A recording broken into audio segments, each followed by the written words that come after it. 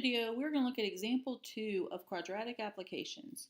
The height h in feet of an object above the ground is given by h equals negative 16t squared plus 64t plus 190, where t is the time in seconds.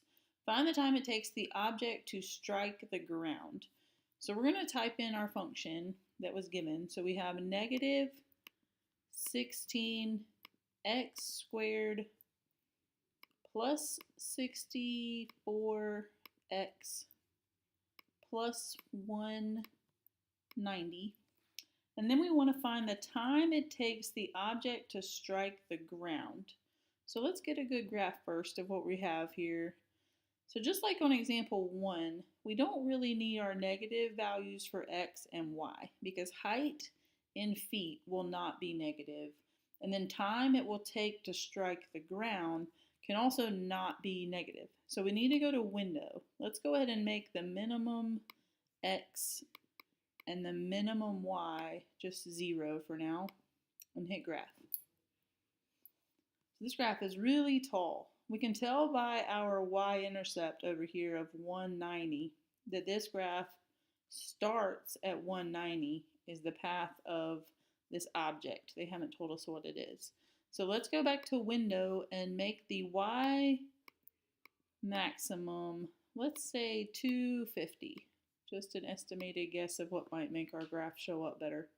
And it's almost there. Let's do a little bit more. So let's say the y maximum could be 265. And now we can see our path of our object. And we want to find the time it takes the object to strike the ground.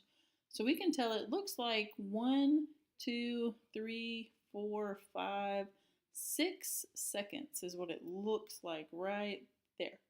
Let's do second table and just see if that would make sense with our table.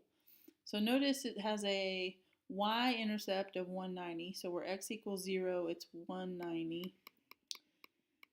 And after 6 seconds, it had a height of negative 2 feet. So that's not quite where it hit the ground, but it's close. So let's hit second trace, and we want to find 0. That's the one we need to figure out our x-intercept right there. And it looked like it touched at 6. So for left boundary this time, I'm going to type in a number to the left of 6, which would be 5, for example. And I'm going to hit enter. And then I'm going to type a number to the right of 6, like 7 would be a good number. And then I'm going to hit enter, and then it shows me again those arrows. That means that the calculator is going to look in between those two values I gave it to find the 0, which is our x-intercept, which would be where it would strike the ground. So I hit enter again, and notice it's really close to 6, but not quite 6. So let's just say it would be 5.98 seconds.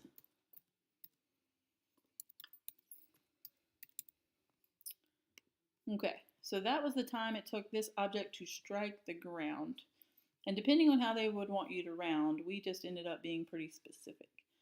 Okay, so that's it for example 2.